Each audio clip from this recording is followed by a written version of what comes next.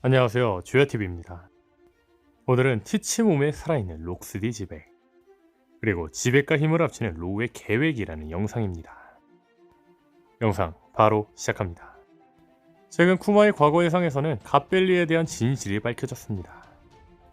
세계 정부는 3년에 한 번 비가맹국을 상대로 인간 사냥을 하고 있었고 38년 전에는 갓벨리가 선정되었던 거였습니다. 그리고 제가 이번 영상에서 주목하고 싶던 건 선주민 일소대의 상품입니다. 선주민 일소대의 상품은 지니에 의해 악마의 열매로 밝혀졌습니다. 지니에 의하면 카이도가 먹은 물고기 열매 모델 청룡, 그리고 쿠마가 먹은 도톰 열매가 상품으로 있었죠. 그런데 갓벨리에서 벌어진 선주민 일소대의 상품은 총 6개입니다. 그렇다면 도톰 열매와 물고기 열매를 제외한 4개의 열매는 무엇일까요? 이에 대해서는 여러 가지 가능성이 있습니다. 그 첫 번째 가능성은 수술수술 열매입니다. 로저가 해적왕으로 군림하기 이전 세계 최강이자 최악으로 불렸던 록스디 지백. 지백은 센코쿠가 갓벨리 사건에 대해 설명할 당시 처음으로 공개된 자입니다. 갓벨리 사건과 지백에 대한 존재가 몇 년 동안 베일에 쌓였고 최근 쿠마의 과거 예상을 통해 갓벨리 사건에 대한 진실이 어느 정도 밝혀졌습니다. 그런데 재밌는 건 갓벨리 사건에 대한 진실뿐만 아니라 록스의 적단 출신 역시 밝혀졌다는 겁니다. 캡틴 존이 살아있을 때 모습이라든지 여인성의 선선대 왕제 글로리오사가 록스의 적단인 사실과 동시에 젊은 시절 모습이라든지 베일에 쌓여있던 자들의 얼굴이 공개되었죠. 그런데 갓벨리 사건에서 유일하게 록스디 지백의 얼굴은 공개되지 않았습니다. 분명한 건 지백은 로저와 대화하는 모습까지 나왔음에도 얼굴은 끝까지 등장하지 않았죠. 제가 이야기하고 싶은 건 오다쌤이 이 정도로 지백의 얼굴을 공개하지 않고 있다는 건 추후 지백의 등장에 굉장한 임팩트를 주기 위해서가 아닐까라는 겁니다. 저는 현재 지백의 아들이 드래곤이라 주장하고 있는데 지백의 얼굴이 드래곤과 매우 닮아있는 모습이기 때문에 다시 말해 샹크스가 철룡이 피거랜드 갈링성의 핏줄인 것처럼 보여진 것처럼 추후 지백의 얼굴이 공개되며 드래곤과 지백의 핏줄을 임팩트 있게 보여주기 위해 지백의 얼굴을 공개하지 않고 있을 수 있다는 거죠. 이에 관련된 이야기는 해당 영상을 참고해주세요.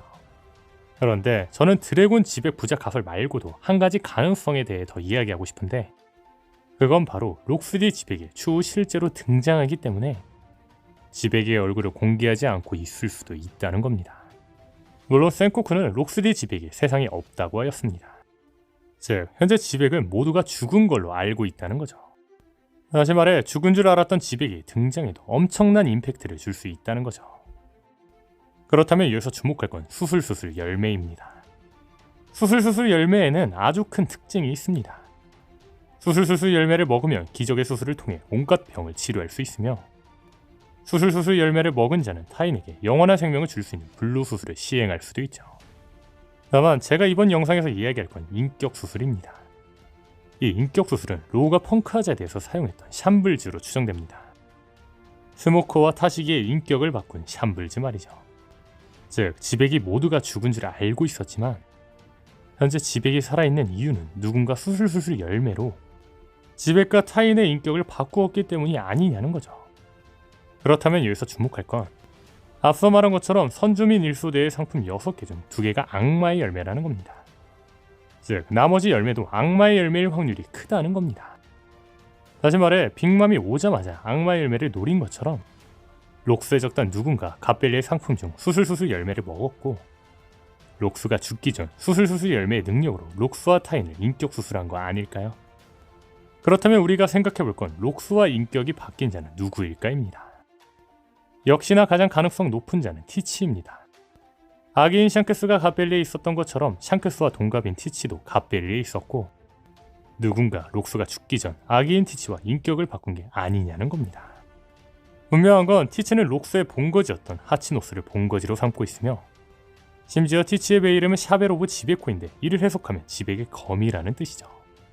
게다가 분명한 건 티치는 사왕 샹크스를 열매를 먹지 않은 상태에서 눈에 상처를 냈습니다. 더 나아가 티치는 무언가를 알고 있는 듯한 모습을 보이기도 하였죠. 즉 이 모든 게 티치에게 지백의 인격이 들어있기 때문에 가능한 일이지 않냐는 거죠. 물론 티치에게 지백의 인격이 없을 수도 있습니다. 더 나아가 갓벨리에 있던 상품은 수술수술 열매가 아닐 수도 있죠. 하지만 분명한 건 지백은 수술수술 열매를 먹은 누군가에 의해 어딘가에 살아있을 확률은 매우 크다고 생각합니다. 제가 이 생각을 한 결정적인 이유는 바로 안대를 쓴 해적입니다. 오다쌤의 인터뷰 중 한 가지 매우 인상 깊은 인터뷰가 있었습니다. 오다쌤은 말합니다. 원피스에 등장한 해적들 중 애꾸눈은 많지만 안대를 착용하고 등장한 캐릭터가 한 명도 없는 이유는 해적은 반드시 안대를 차야지 않은 고정관념을 깨기 위해서입니다. 다만 제가 안대를 싫어하는 건 아니므로 원피스 종반에 안대를 착용한 캐릭터를 한 명 그릴 겁니다.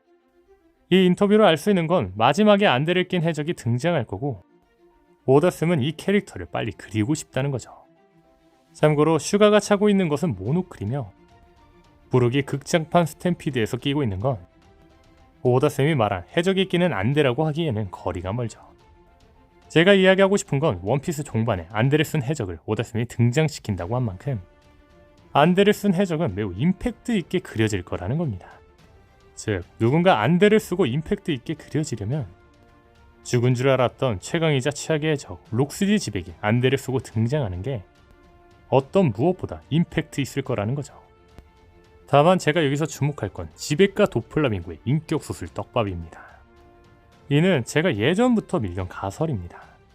제 구독자들은 해당 가설에 알고 있을 것으로 보이는 만큼 간략하게 이야기하자면 각 해적단의 해적기는 각 선장의 정체성을 상징하는데 도플라밍고가 선장인 돈키호테 패밀리의 해적기는 선글라스가 그려진 해적기가 아닌 마치 안대처럼 눈에 선이 그어진 해적기라는 점.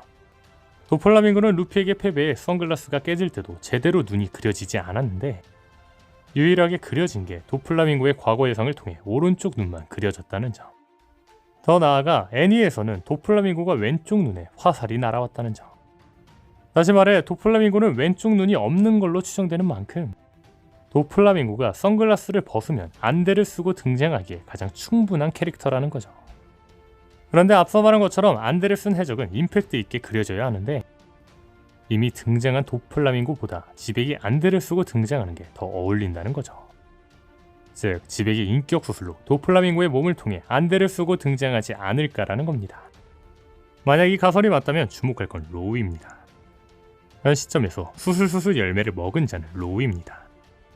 다시 말해 로우와 록스의 인격이 담겨있는 누군가 만나 도플라밍고를 만나러 갈 수 있다는 거죠. 그렇다면 여기서 주목할 건 현재 로우의 상황입니다. 현재 로우는 티치에게 패배해 만신창이가 되어 쓰러졌고 폴라텐코우마저 박살나 침몰하였습니다. 다행히 스로나한 배포의 도움으로 로우는 수술수술 열매 능력을 뺏길 위기에서는 벗어났죠. 그렇다면 여기서 주목할 건 삼선장이라는 브랜드입니다. 저는 오다쌤이 이 브랜드를 중요하게 생각하는 만큼 로우 역시 최종막인 엘바프에 등장시킬 거라고 생각합니다. 다시 말해 엘바프로 가는 누군가를 우연히 만나 로우는 이자와 함께 엘바프로 갈 수 있다는 거죠. 즉, 이 상황에서 로우가 지백을 만날 수 있지 않을까라는 겁니다. 만약 이 가설이 맞다면 티치에게 지백의 인격이 없는 게 더 가능성이 있겠죠. 혹은 주 록스의 인격이 담긴 티치가 패배하고 로우의 힘을 빌려 록스가 도플라밍고의 몸으로 재생하는 그림이 나올지도 모르겠네요. 오늘 영상은 여기까지입니다. 시청해주셔서 감사합니다.